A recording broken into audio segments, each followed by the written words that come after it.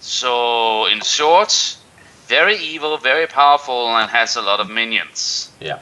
Within the hour, the final preparations for your airborne voyage to Lentia are completed, and Lord Floras and you are piped aboard the Skyrider by Bosun Nolrim and his cheerful crew of dwarves. You exchanged a few reminiscences with each other, with each of the jovial crewmen, and cannot help but smile when they tell you how proud they feel to have been given the chance to serve you once more. Nolrim takes the helm, and you sense the vibration run down the length of the deck as he coaxes the craft's powerful engine to life. Lord Floras joins you at the prow, and together you wave a farewell to Remoa and your fellow Kai as steadily the Skyrider ascends into the crisp, wintry sky. Then, with a sudden surge of power, the keel clears the battlements of the Tower of the Sun, and swiftly the monastery and its inhabitants recede into the distance. You and your companion are escorted to a warm cabin at the bow, which had bow. It's a bow when it's is it a bow or a bow when it's on the ship? I can't remember. It's a bow when it's a ship. Yeah. Bow, which has been prepared especially for your passage. It is well stocked with provisions, and spread out across a grand oak table, you find several maps of northern Magnamund. Aided by Lord Floras, you study these maps and use them to chart your course to the Lentian city port of Vadera. Bosun Nolrim is informed of your chosen route, and as he sets about implementing your course, you settle back to enjoy what will be a long voyage. By your calculations, it will take 30 hours for the Skyrider to reach its destination. During your voyage, Lord Floras recounts the dramatic events which have taken place in the Western Tentarias since the demise of the Dark Lords. Prior to their fall, the Drakarn nations had for many centuries kept the Lentians at bay. Countless crusades had been undertaken to recapture their former lands, but all had ended in costly defeat for the House of Sarnak. Then, 2 years ago, the tide finally turned when the king launched an invasion across the Gulf of Lencia into the lands of Saldir and Nairas. The boldness of his strategy and the unpreparedness of his enemies combined to win for him many victories in the early months of the war. Much of Saldir and all of southern Nairas were taken and held by his conquering knights, and now the lines of battle are drawn diagonally across the center of Nairas, from Lake Lenak in the north to the marshland fortress of Losonzi in the east. However, King Sana cannot lay claim to total victory in the south, for the cities of Spider and Dark have defied all his attempts at capture. Their Drakarn garrisons have steadfastly held on to the important strongholds, and although they have been surrounded and besieged for more than a year, still they refuse to surrender. At present, the war is focused around the towns of Hokidat and Konosot, says Lord Floras, tracing a circle around the locations on the map with the tip of his index finger. Many battles have been fought here, but victory has, as yet, eluded us. Now, with the onset of a cruel winter, our advance has ground to a halt. Maintaining the sieges of Spider and Dark has drained us of troops and resources that would have been put to better use in the north. To compensate for this shortage, the king has employed many companies of foreign mercenaries to reinforce his armies in the field, but their services are expensive, and the campaign has already proved costly, both in revenue and lives. The king is hard-pressed to pay for their continued loyalty, and already several regiments have deserted. If Macnaught were to complete his quest and strike now, whilst our battle lines are weakened, his counterattack could push us all the way back to the sea. Lord Flora's report is sobering, yet it serves to strengthen your determination to thwart Macnaught's quest. Later, shortly before nightfall, you leave the cabin and go up to the stern deck for a breath of fresh air. In quiet solitude, you see the great expanse of the Slovarian plain passing by more than a mile beneath the craft, and, as you watch, you lose yourself in thoughts of what may await your arrival in Lencia. The night sky is clear and laced with twinkling stars. As you return to the cabin to sleep, you draw comfort from the thought that the weather and the stars have seen fit to help speed your night passage to Vadera. You rise at dawn and peer out of the cabin porthole to be greeted by a wondrous sight, for the Skyrider is now flying west along the Tentarius, the great divide that parts the two continents of Magnamund. You are soaring more than a mile above blue-green waters which shimmer in the early morning sun. Sunlight is also reflecting from the snow-capped mountain peaks of the Great Bor and Boradon Mountains, which rise up on either side to form a gigantic corridor of unyielding stone.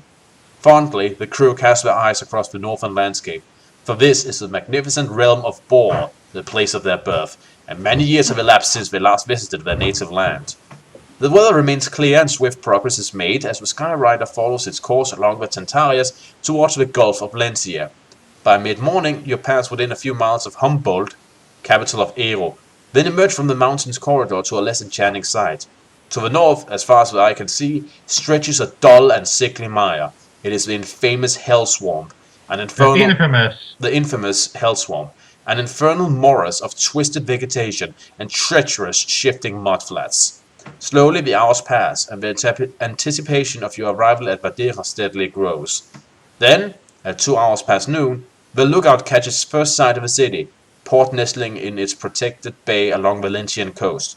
You join Nolrim at the prow as skillfully he begins to descend towards the main square, the only place large enough to accommodate the craft in the closely packed quarters of this populous city. At first, the sight of a Skyrider gliding towards the city caused a wave of panic among the Vaderans, who mistake it for a Dracaran machine of war. But this initial fear soon assuaged, whatever, when the tower lookouts passed... Assuaged. When the tower... I think. So. I accidentally spoke Danish there, sorry. When the tower's lookouts pass word that your mast bears a summer lending flag.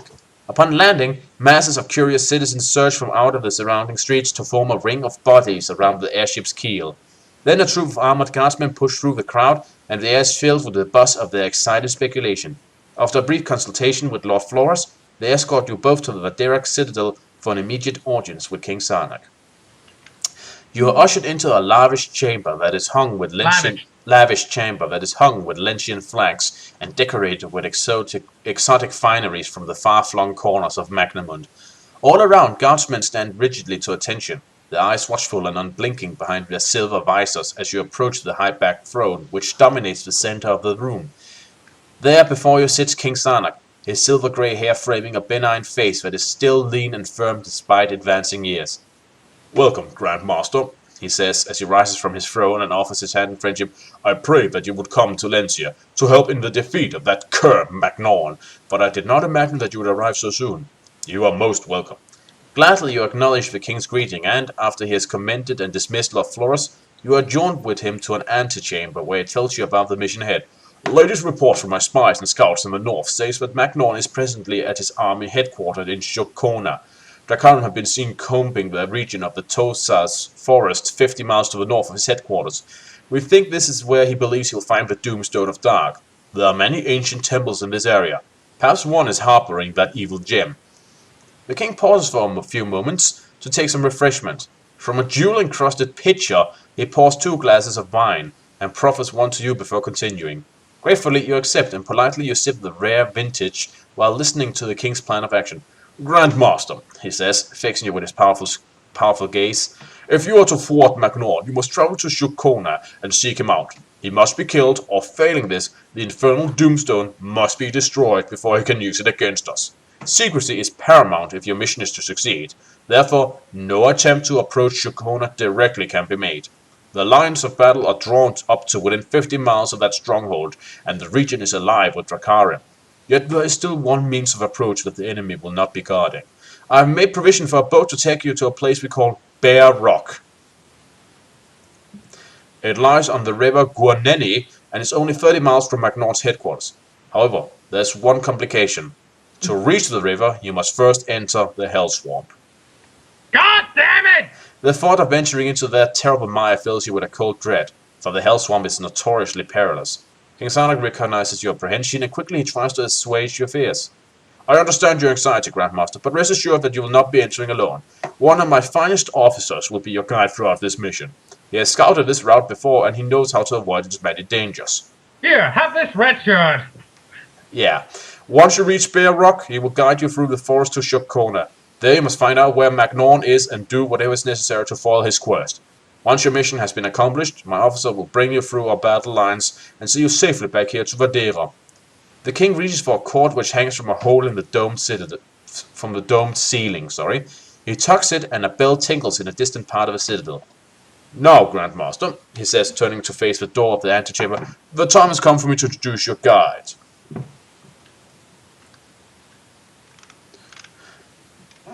Through the open archway comes a Lentian soldier attired in the parade tunic and breeches of a court captain.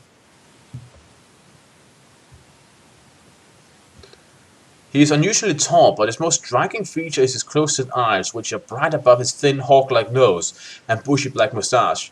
At once you recognize the officer, for he is Captain Prague. During the fighting at Setsa, you and he led Prince Gregor's reserve in a decisive action that helped save the Eran Guard and turn the tide of battle in your favor. So he has a name. Yeah, and you So met he him might- before, apparently in the dungeons of Torgar. I think he was one of the captains who helped you in the whole battlefield place, if you remember. So we might just be lucky enough that he is not per se a red shirt. Although there's a note here from the from those who have decided the note, there are some continuity problems with the description of what you did. You did meet, but there are some problems with the description of what you did together. But that's I not see. important. Well met, sire, he says with a smile. 'Tis an honor to have been chosen to guide you on your noble quest. You will commence your mission at midnight, says the king, motioning you towards a small window which overlooks the busy harbor of Vadera. He points to a ship, one of several moored at the quayside, but one that is readily identifiable, for it is the only vessel not in military service. The trading sloop will carry you and the captain to the small island you can see in the distance. That is Battle Isle. There you will find a sailing boat with enough provisions for your mission.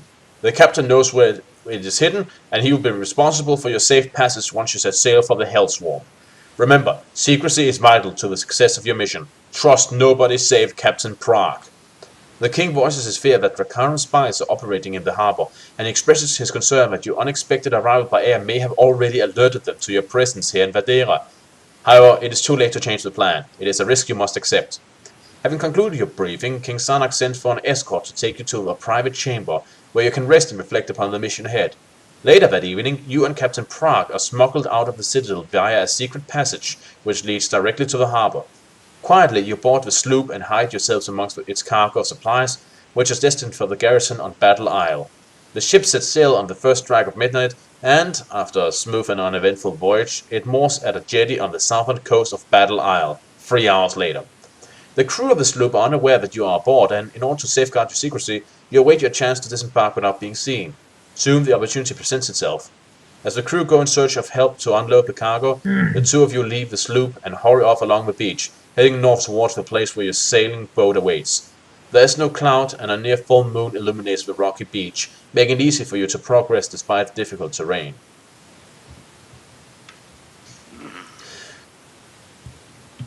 You are moving across a stretch of beach which is overlooked by a small grassy hill when suddenly a harsh command splits the night air. Halt where you are! Do not move! Instantly you flatten yourself among the rocks, and moments later you hear Prague whispering, "They are Lencians! They must be lookouts from the island garrison!" Together you watch with bated breath as two inquisitive soldiers appear, silhouetted on the top of the hill. Brandishing their spears, they curse your sudden disappearance and come hurrying down a steep track towards the beach. "Curse them!" hisses Prague. "If they find us, the whole garrison will get to hear of our mission, even before it has properly begun!" "Follow me!" shouts Prague, and before you can stop him, he is on his feet and sprinting away. Hurriedly you follow him, with the lookouts shouting wildly in your wake. "Halt!" they scream. "Halt or we shoot!" There's a sound of bow fire, and then two arrows hit the rocks and shatter close by your feet. You invoke your Magnica skills of invisibility to keep you safe, but your discipline does not extend to Captain Prague, who is less than an arm's length ahead of you. Then your senses tinkle anew, drawing your eyes towards a ridge less than 30 yards from the beach. Standing there, clutching loaded crossbows, are two more Lentian lookouts. "Beware!" you cry to Prague, but already the Lentians are preparing to fire at your fleeing forms. Come in here, roll the die. 7. The iron-tipped bow screams towards you, but your swift reflexes are more than a match for these deadly missiles. You open your hand and thrust your palm into Prague's back, pushing him forward and saving him from the first bolt. Then you sidestep to avoid being hit by the second. The lookouts fumble with their crossbows, desperate to fire again, but before they can reload, you have disappeared along the beach. Shortly, you reach a small secluded cove where Captain Prague discovers a rusty anchor. It is a landmark, left on purpose by agents of King Sarnak to point the way to the cave where they have left your boat and provisions. You find the cave, and together you haul the boat down the beach and raise its coal-black sail before pushing it out into the icy waters of Tentarius. Once aboard, you trim the sail whilst Prague takes charge of the rudder. There is a good wind, and within minutes your tiny craft is bobbing towards the far western channel of the Hellswarm, 20 miles distant. You ask Prague if this dark estuary has a name, and he replies, "Yes. The Drakaram calls it Dakushna's Channel, after the Dark Lord who once commanded the city fortress of Kagorst. They say it is a fitting dedication, for the waterway is as deadly and as treacherous as the creature after whom it is named."